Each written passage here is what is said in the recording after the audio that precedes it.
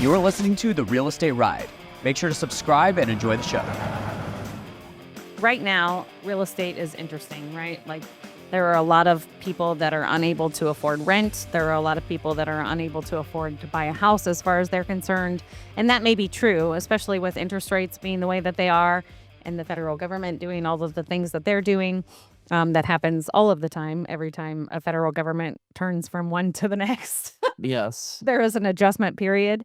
And the housing market is all over the place, all over the country because of insurance companies going out of business, because of hurricanes in southwest Florida and southeast of the United States. The fires in the southwest and the west side of the United States, the flooding in North Carolina. Like, there's a lot of things going on right now that is affecting the housing market in a multitude of ways.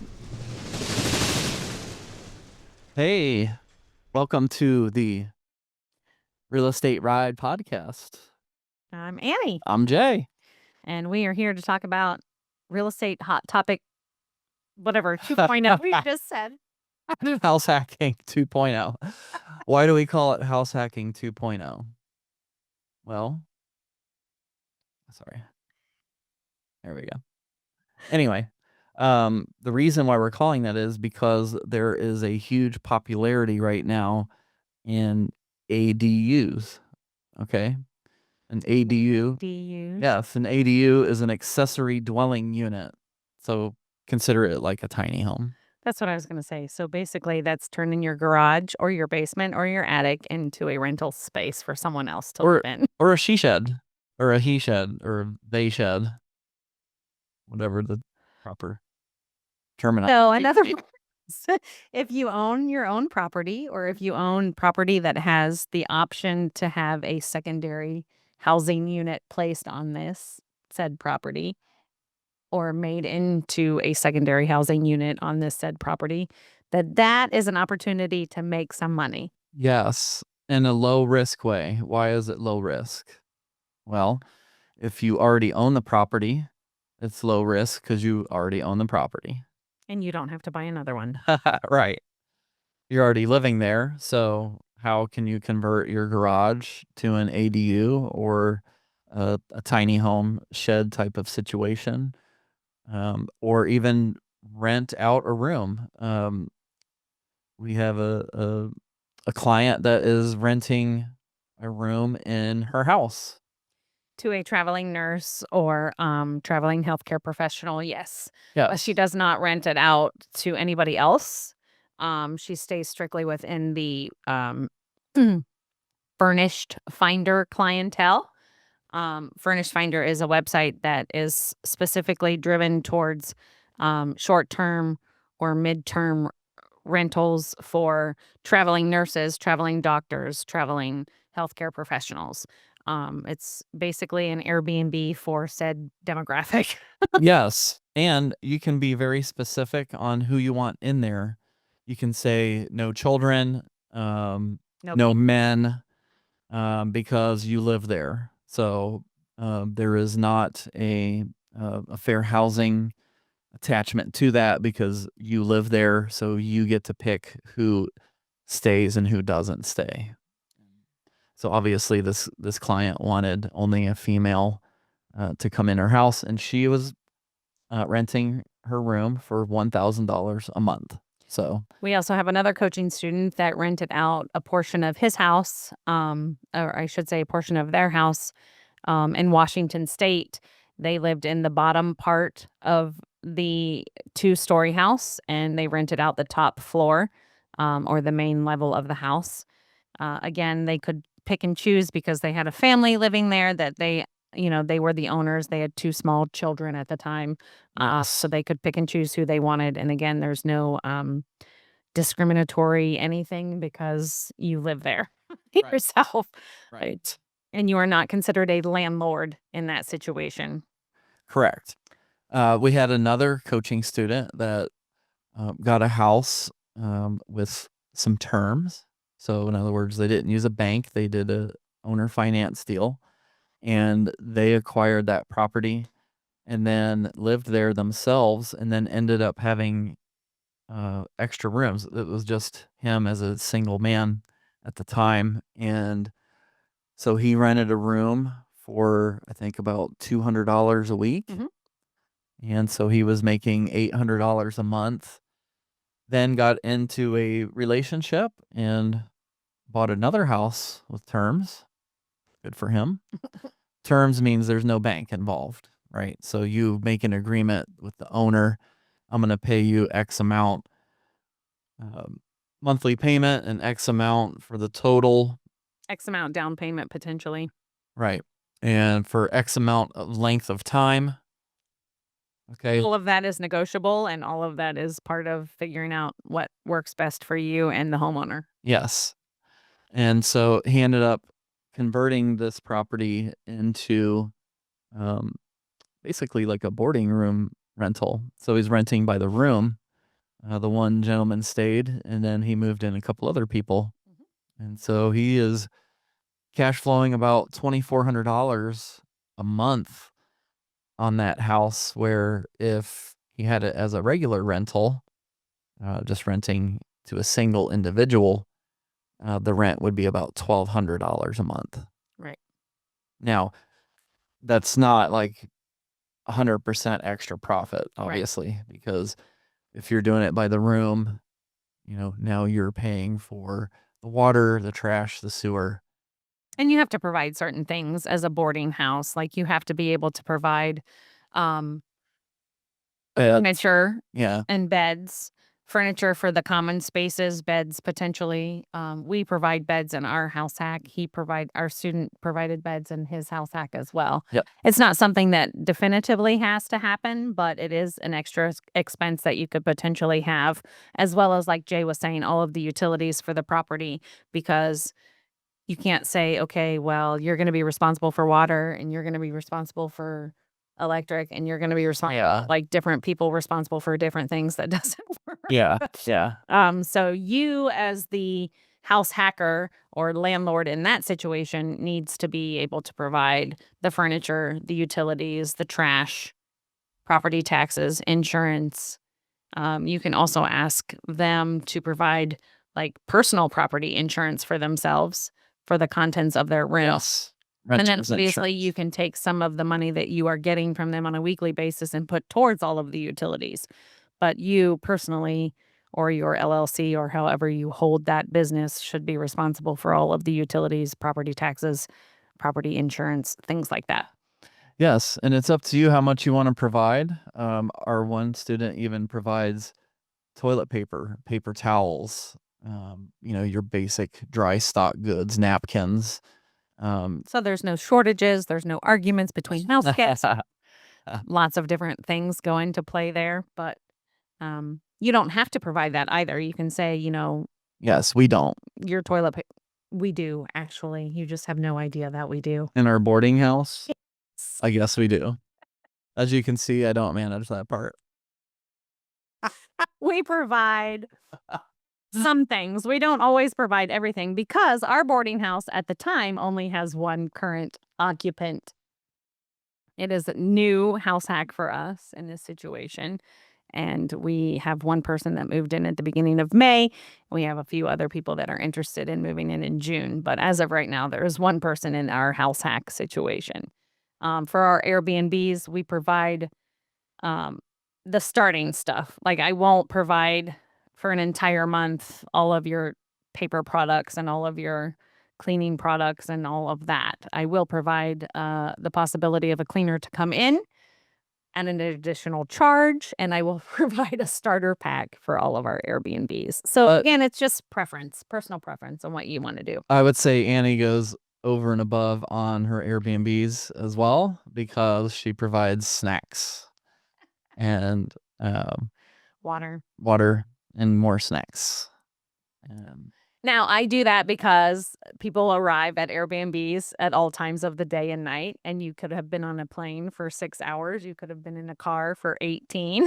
Yeah, no restaurants, no grocery stores. So grocery stores could be open at the time that you arrive. So I always try to provide a starter pack of things like that too. And then in my checkout instructions, And move out instructions, I say, if you have used any of these things that are provided for you when you arrive, that you replenish those if you have done more than just the original usage of an arrival. And I thought you put in there take everything because sometimes they take everything. Correct. It kind of backfires sometimes depending on the rent. That's not typical though. What We did have someone come in and use all of our snacks and all of our Yeah. drinks and all of our extra toilet paper, all of our extra paper towels, all of our extra, literally anything and everything that I had in a closet was completely emptied into their van and when they left But how many times does that happen? once. Okay, so one time. That's not typical. Did into Airbnb and they replenished my money. Oh, even better. So there are things against that too. But again, this is the good, the bad, and the ugly. So That's you'll right. get We like to tell it all. let's We like to tell it all. but yes, there are things that require different setups, so to speak. So Yeah, and there's some people looking to live for free, right? Especially our children's age generation, which is, early to mid 20s. And they're looking at house hacks and how they can Yeah. travel and how they can live off of couches, basically. for yeah, a year, how right? can they live rent free, basically? Or very little. Yeah. And so another idea or strategy is to buy a multifamily unit. You can buy between 1 and 4 units, and it's considered still a single family dwelling according to the banking industry. Now, I will tell you that we have had a few counties in Ohio where 4 units is considered commercial. So I would caution you to double check with the county Always. if you're gonna do an extensive rehab project, because if you bought a 4 unit thinking it was residential and you were gonna do all this work to it, and then you discover from the county that that's a commercial property. Someone else has to do all of that work. That is a licensed commercial Yes. tractor. And now your rehab budget just doubled. Correct. Because commercial work is much more expensive than residential work, and licensed contractors are much more expensive because they have other things to pay for, like their license and insurance and workers' comp and things like that. So typically, budgets double or at least increase significantly. Sometimes triple. Right. And it just depends. Like everything we say is for areas that we work in. So always check your guidelines because house hacking sometimes is not legal to do in places, especially in big cities, especially through Airbnb. They're kind of cracking down on short-term rentals in big cities like New York City. New York City, Atlanta, Chicago. They're putting more and more things in place to make sure that Airbnbers have bigger hoops to jump through. Yes. Or red tape to go through. The hotels have lots of money for lobbyists. Yes, so they are definitely doing that. So again, anything that we say is for the areas that we personally work in, and just check. That's all. It literally takes a phone call or potentially even a Google thing online. Yes. So And- I don't want anybody doing anything saying that Jay and Annie said so when Jay and Annie has said multiple times now to check your area first and foremost. Yes. And something else we wanted to share is if you're buying those 1 to 4 units, and I haven't met any place where a 3 unit is considered commercial. No. Not to say that it doesn't exist, because I haven't checked Across it yet. every county in the United States, so I want to clarify that. But you can buy these with pretty much no money down. Like you can get a grant for the down payment. First time home buyer grant. Yep, every state has grant money for first-time buyers. You can utilize an FHA loan if it's in good enough condition. USDA loan as well. Not USDA, All of because those are only that would- single family. that would have to be just a single family for that one. But you could do conventional or FHA. However, you could do USDA, buy a single family that has a basement and rent out the basement, Yeah, or a single family that has an attic and rent out the attic. as long as it's not rented before you buy it, Correct. because then it's considered an income-producing property, Prior to your purchase. and your loan will be denied. That's We're laughing because Ask us how we know. We had to move. We had to have the previous owners of our own house. We used the USDA loan when we bought our house. Over a decade ago. Yeah, and it had chickens in the backyard. Well, that is considered an income producing asset. A working farm as far as USDA is concerned. Yeah, so we had to ask the owners, "Hey, we want to buy your house, but on one condition, you have to put your chickens in a U-Haul truck." When the USDA inspector shows up. When the appraiser shows up. The appraiser, not the inspector. So So that we aren't considered a working farm. so it's not tagged as an operating farm. So that's what they did. They loaded up their chickens. So again, I mean, it just depends on what you want to do. So right now, real estate is interesting, right? Like there are a lot of people that are unable to afford rent. There are a lot of people that are unable to afford to buy a house as far as they're concerned. And that may be true, especially with interest rates being the way that they are and the federal government doing all of the things that they're doing. That happens all of the time, every time a federal government turns from one to the next. Yes. There is an adjustment period.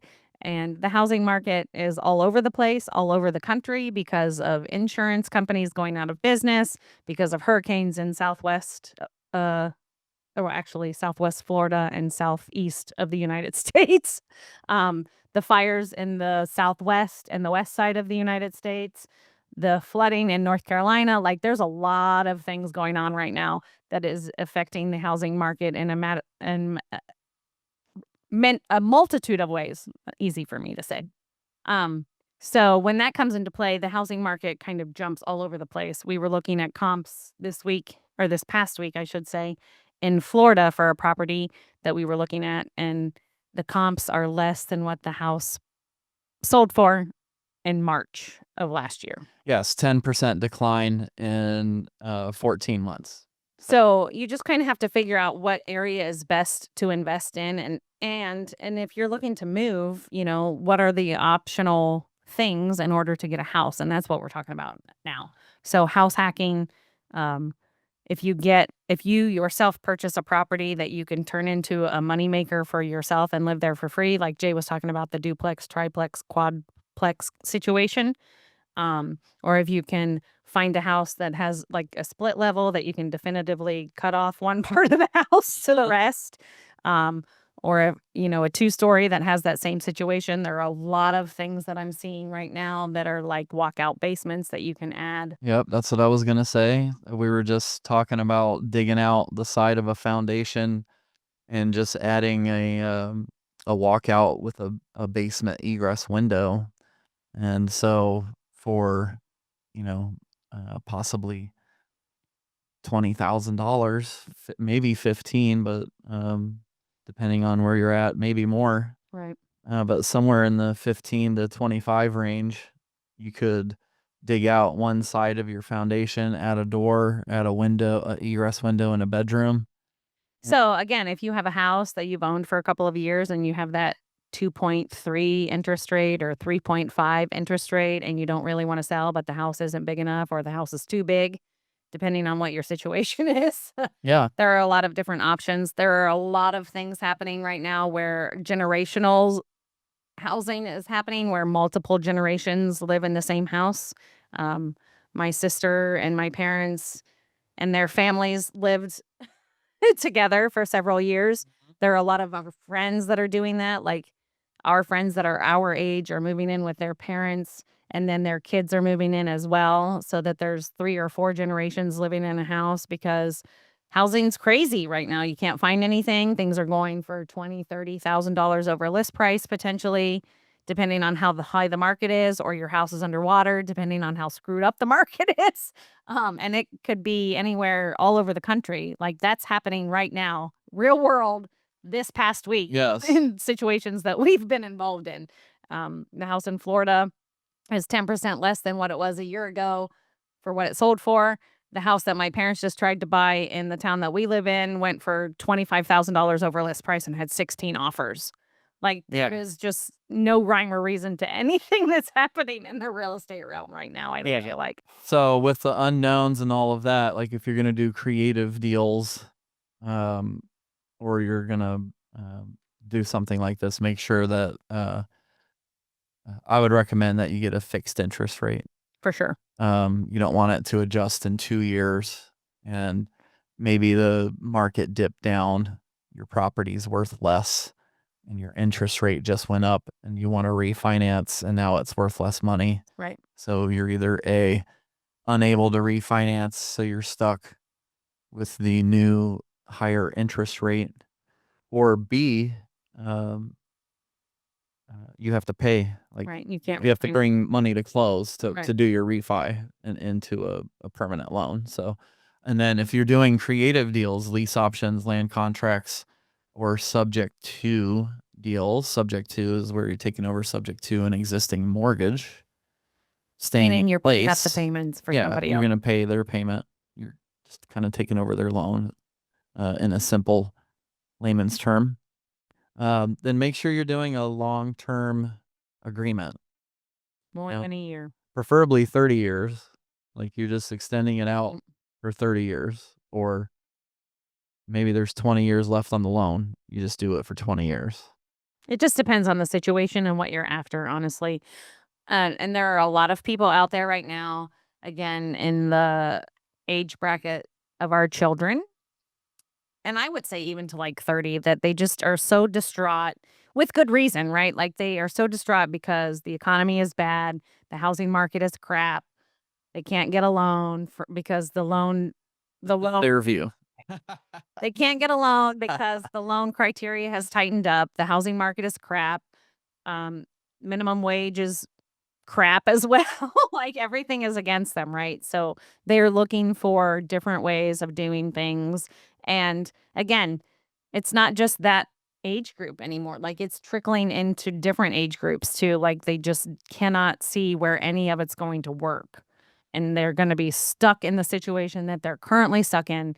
And they're not going to be able to fulfill the American dream. They're not going to be able to be homeowners, that they need to move out of the country, whatever the case may be.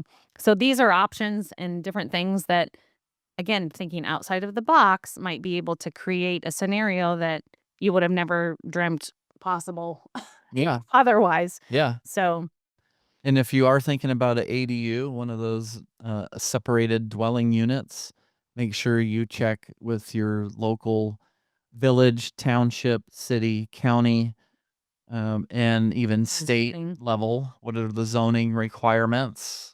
What are the setbacks? So how far back from property lines does it have to be? Is there a minimum and maximum square footage size for it? Is there a minimum or maximum height? Like we had someone in Columbus that wanted to do a apartment above their garage, but this was in a historical area. It's a big no-no. And they said no. You can only have so much height to your garage, and it cannot impede on the view of other neighbors' properties. And so they denied building a apartment above the garage. And But that does not mean that they would deny a shed out back or a no, they may or may not. back or something like that. So it just depends on the zoning. Yeah, we didn't check, but and they may require certain finishes. Right. So So just because you have an idea of making this a house hack of some sort doesn't mean that that's always going to be the case of what things could happen. yes. And your plan may need to change depending on what you find out from zoning And if you're making these offers before you know these things, then you need to put in your additional terms and conditions contingent. contingent upon approval of apartment above garage, or contingent upon approval of ADU unit in the back, or contingent upon whatever it is that that you're trying to figure out. And the ADU unit, we've been joking around about the she shed, he shed, they shed thing, but it's true. You could literally, if your zoning allowed it, put a shed out back, run some electric, run some plumbing, and call it a tiny house and rent it out all day long on Airbnb and BRB. Yes. And we also encourage you that if they say no, ask, what do I do to ask for a variance? Mhm. So a variance is where you're just asking for a change for that particular property that is outside of the existing rules, regulations, and guidelines for that property and for that area. And that sounds like it might be a lot, but it really isn't. Sometimes it's just a piece of paper. Sometimes it's a meeting. Sometimes you have to go and you have to give the people in and around your neighborhood a chance to complain. Yeah. Literally. And if they don't meet the guideline, then they can change the variance to make it work for you. Yes, Like there will be a this hearing variance at on the city, and the city will have the hearing. And if anyone shows up and disputes it, You're- It's denied. it's denied. But if nobody does, then they clear it. Or they should. They didn't even clear ours the first time. They said, we're going to give you a 6-month clearance. For this building that we're in right now. And then have another hearing. And then if no one shows up again, then we'll do a final approval for you. Which is what happened. It was our office building is in a residential area. It was zoned commercial decades ago, but it sat empty for too long to stay that commercial zoning. So we had to go and petition for the zoning to be changed. We had to have everybody who was anybody in the neighborhood be notified via letter of a specific meeting date and time. And if they showed up to complain, then they would deny it. No one showed up the first time and no one showed up the second time. So they let it through. But again, it could be, just a meeting. And literally the meeting was 20 minutes. So it wasn't like Yeah. these ginormous hoops, but they do put obstacles in your way. But you have to wait too. Like it could be a month before the meeting's held. So all of that comes into play, especially when you're buying stuff. So know that too. Like if you're writing a contract, know how long these hearings are going to take so that you put the proper amount of time of execution of your purchase contract. Because it could be a month, it could be 2 months, it could be 3 months. Right. You don't know until you get that information from the city, county, whatever the case may be. All right. So that is some information about a little bit of house hacking. House Hacking 2.0 brought to you today by Jay and Annie Edkins. State Ride. Hope you have a great day. See you soon. Hey everybody, it's Jay. This is Annie. We are so grateful for you joining us on our podcast and listening in and participating. We want to offer you this additional free bonus, and that is joining our Facebook group. Yes, where we will have other individuals, not just us, but having conversations on all things real estate, and we would love to have you join us. So just click the link below and head on over and join our group. Thanks, guys. We'll see you on the other side.